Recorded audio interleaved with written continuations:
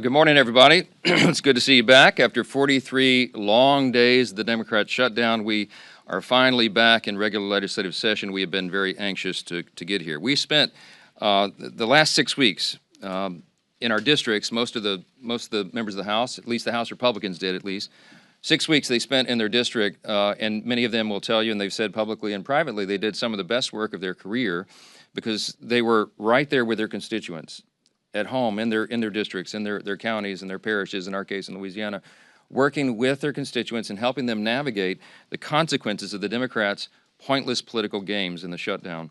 They did some really important work. And we are ready and eager now to get back to the legislative session work, the other side of this job, so that we can deliver on our promises to the American people. The Republican Party has been doing this, and we will continue. We're going to continue to reduce the cost of health care.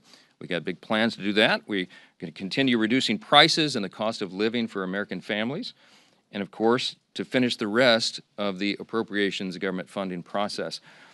We've been needing to do that, and we are already working around the clock to accomplish those objectives. But with so many pressing issues on our plate, just very frustratingly to us, the Democrats are delaying that work even further with a political show vote. They're forcing a political show vote on the Epstein files. So we're just going to address that right at the top here this morning because they've spent so much time, the Democrats have, spinning the facts and trying to confuse the people that I wanted to come in this morning and just clearly explain for the people back home how we got here and why this vote is happening right now. First, a quick review of the relevant history here. For 4 long years, under the previous administration, under the Biden-Harris administration, Democrats insisted there was no border crisis. Remember, they told you that that wasn't a problem at all. They dismissed inflation as transitory. That's what they told us. They told the American people not to believe what we could all see with our own eyes, that there was an obvious mental and physical decline on the part of President Biden individually. And now, seemingly overnight, these same cast of characters, they've taken a sudden and urgent interest in the Epstein investigation. Suddenly, it's all in the name of transparency. That's what they're trying to tell us. But the truth is, the biggest proponents of this discharge petition were never actually interested in transparency or ensuring justice or protecting victims of this unspeakable tragedy, the Epstein evils. And how do we know that? Because the Democrats had every one of the Epstein files in their possession for the 4 long years of the Biden administration. The Biden Department of Justice had the files the entire time.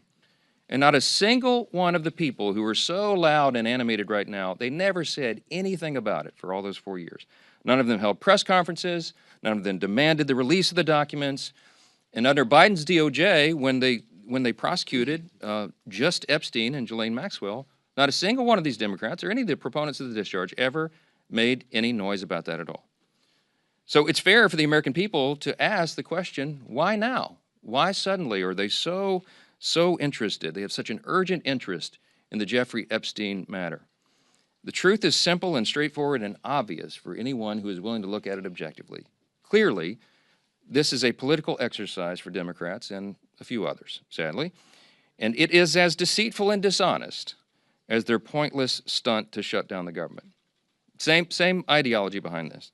Democrats are trying to use the Epstein matter as a political weapon to distract from their own party's failures. And in a desperate attempt, they're trying to somehow tie President Trump to the scandal. President Trump has nothing to do with it. He has said himself he has nothing to hide. And that's clearly what they've been trying to do. They're trying to attack President Trump. This is what they've done. They weaponized the justice system over the last several years to go after him, and this is their latest attempt. And they don't have a platform or a principle to defend on the Democrat Party side, so they put all their eggs in this basket. And that's why you hear endlessly about Epstein, Epstein, Epstein. Everything's about Epstein. Now, this was an unspeakable tragedy, we said that. And we have great compassion for the victims. And I'm heartened that I met with the victims. Our House Oversight Committee members met with the victims, and they deserve justice. It has been too long delayed. Not just justice for what they were made to endure, but also we need answers on why it took so long for the Department of Justice itself to do that job under previous leadership. Republicans, meanwhile, are working in earnest to deliver transparency to the American people, and we're working to do that in a responsible manner that does no further harm to these innocent people and the victims who have been wrapped into this. There are a few key facts here that everybody needs to understand. First, I mentioned the House Oversight Committee doing its work. That is a bipartisan effort. They are already producing far more than the discharge petition even anticipates. Chairman Comer is our chair of Oversight. Some of the biggest bulldogs in Congress serve on that committee, you all know, and I've mentioned this so many times. They have been, on the Republican and Democrat side, they're deeply dug in. They've been working around the clock. They worked even through the government shutdown, and there were tranches of documents that were released even over that period. So far, by last count, it's over 65,000 documents, Epstein file documents, that are now out in the public for everyone to review. That includes tens of thousands of pages from the Epstein estate. And that includes Epstein's flight logs, his personal financial records and ledgers, his daily calendars, and so much more. And none of that is even written or included in the discharge petition. So in other words, the Oversight Committee is doing far more than the discharge even anticipates, and the most valuable information thus far has come from the Epstein estate files.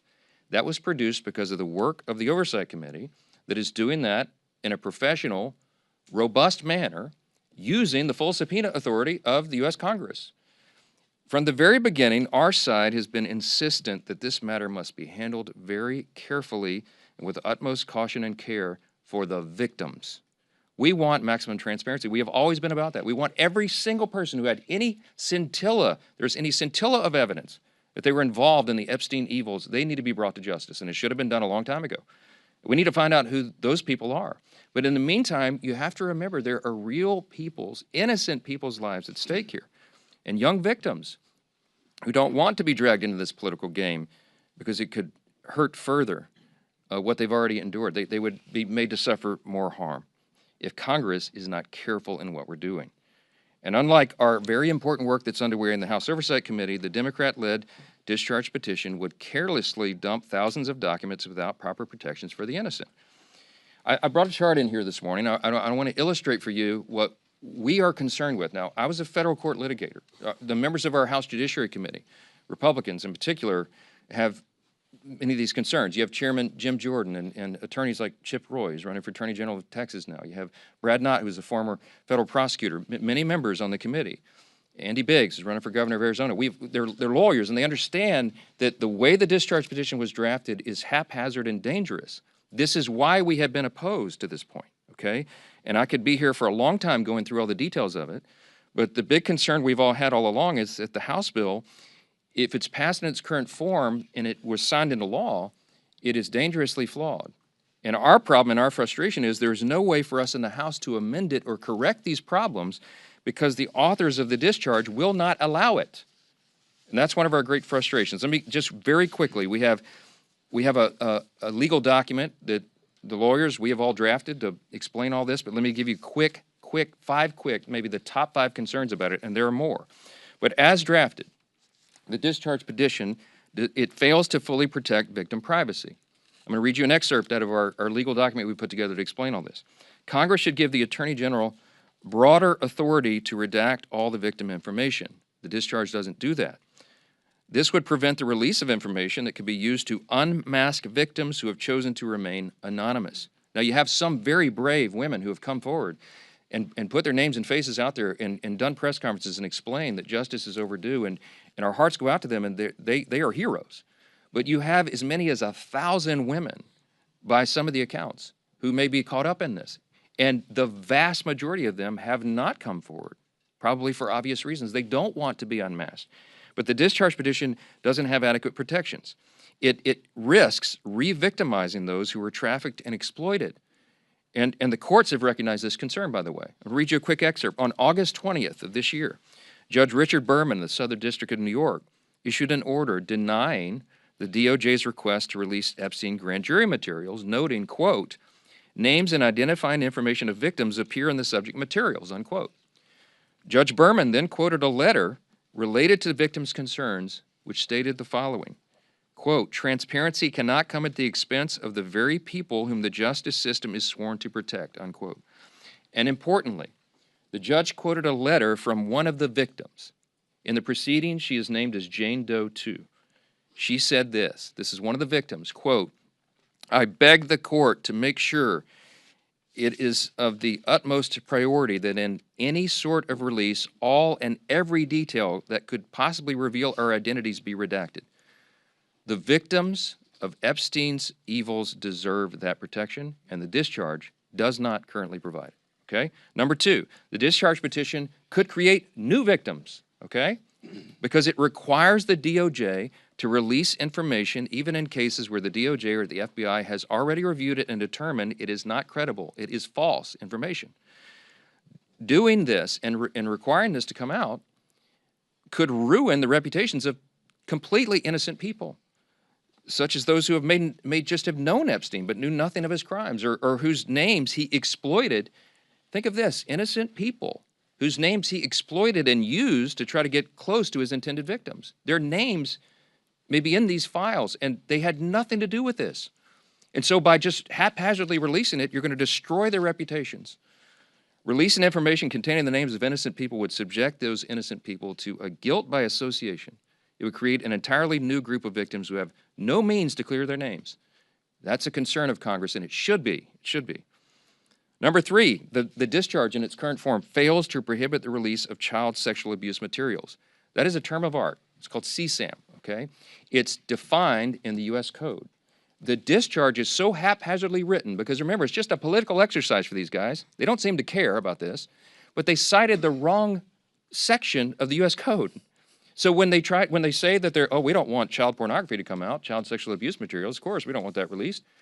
They wrote this thing so quickly that they cited the wrong section. So you know what that means? It means that it doesn't really bestow any real legal authority on the Attorney General to redact those materials.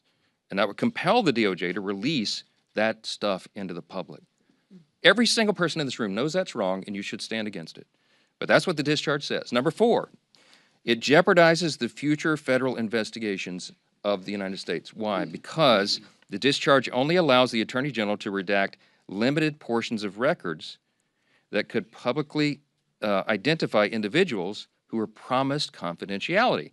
In this scenario, you're talking about whistleblowers, you're talking about confidential informants who came forward and gave information and evidence in exchange for agreeing to have their identities not revealed. Violating confidentiality, imagine the chilling effect that would have on future investigations. Who's going to want to come forward if they think Congress can take a political exercise and reveal their identities? Who's going to come talk to prosecutors? It's very dangerous. It would deter future whistleblowers and informants. And the release of that could also publicly reveal the identity, by the way, of undercover law enforcement officers who are working in future operations. Dangerous stuff, and they seem not to care. And by the way, I'm going to remind you again, we went to the authors. We asked the authors of the discharge to change this, and they said jump in the Potomac, all right? Number five, national security concerns, okay? The discharge requires the Attorney General to release within 30 days, quote, classified information to the maximum extent possible. This ignores the principle that declassification should always rest, and always has rested, with the agency that originated the intelligence. Why? So that they can protect their critical sources and methods. It is incredibly dangerous to demand that officials or employees of the DOJ declassify materials that originated in other agencies, in intelligence agencies. I could go on. I won't be here all morning, but there's a lot of problems. There's also a lot of legal scholars, and I'm among them, who are concerned that that you've got problems with grand jury secrecy. We know Rule 6E of the Federal Rules of Criminal Procedure prohibits the release of grand jury materials, but the way the discharge is drafted, you can make an argument that it requires all that to come out, and that is a serious problem. Grand juries are not adversarial, okay? There's no opportunity there for cross-examination. You can't disprove evidence. You can't challenge the evidence in any way. And if Congress goes in and breaks that seal and just starts releasing sensitive grand jury materials and allegations like that, it raises a risk that the grand jury process will be politicized in the future. And that's a whole other danger that we could talk about all day. I'm gonna wrap this up and just say that Republicans support maximum transparency. We always have. The President of the United States supports maximum transparency. You've heard him say it in his own words. But he has had the same concerns that I've just articulated here And we've talked about that. All of us have had these concerns, and we understand that we have a responsibility to innocent people and victims that is not properly guarded by the discharge petition. And that's why we're so incensed about that. We've got to make sure that we disclose the names of anybody who aided or conspired in any way with Jeffrey Epstein. But at the same time, you've got to make sure that innocent people are protected. So we have to do this in a way that doesn't violate victim privacy, that doesn't create new victims, that doesn't disclose the names of any whistleblower or informant, that causes the release of grand jury materials or child sexual abuse materials, or undermines our national security. And I think everybody of good conscience and common sense would say, of course you have to do that. But here we are. So the discharge petition got its 218th signature, and it is going to go forward. It is going to pass because it only takes 218. And we know that the Democrats have disregarded all these concerns, and they're going to move it forward anyway. So all the people of good conscience here say, we've registered our concerns, we stated our opposition as long as possible, but we're also for maximum transparency. So what am I to do as a leader in a situation like this? I call my counterpart in the Senate, Leader Thune, and I talked him through this with him and shared our deep concerns. And of course, they share those concerns as well. And so I'm very confident that when this moves forward in the process, if and when it is processed in the Senate, which there's no certainty that that will be, that they will take the time methodically to do what we have not been allowed to do in the House, to amend this discharge petition and to make sure that these protections are there. The authors of the discharge did not allow us to do that here. That's the rules here. But in the Senate, they can correct it. So under that circumstance, because of that, we know there's serious deficiencies. We know that the work of our colleagues in the Senate can address that and will. They're very conscientious and concerned, as we are, about all this. As we've insisted from the very beginning, Republicans are the only party trying to make a material difference in ensuring maximum transparency. Oh, by the way, I'll just tell you, I put the bill on the floor for unanimous consent last Wednesday night. And guess who objected to it? The Democrats, okay? If this is so urgent and they were so concerned about getting this done and seeing justice be done and all that, they would not have blocked the request, okay? This is about politics.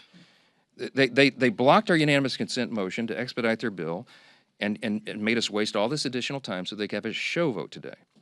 Republicans are ready to get the job done, to move forward so we can continue to get on to these important issues of dealing with what the American people demand and deserve for us to deal with. And so I want to leave you with this thought. Everybody should think long and hard about who here is acting truthfully, honestly, and in good faith. It is not the Democrat Party that has obfuscated and blatantly lied for the last 4 years about all these things. It is not the Democrats who shut down the government for their own selfish political purposes. It is not the Democrats who blocked the passage of this discharge a week ago because they wanted to have a political moment.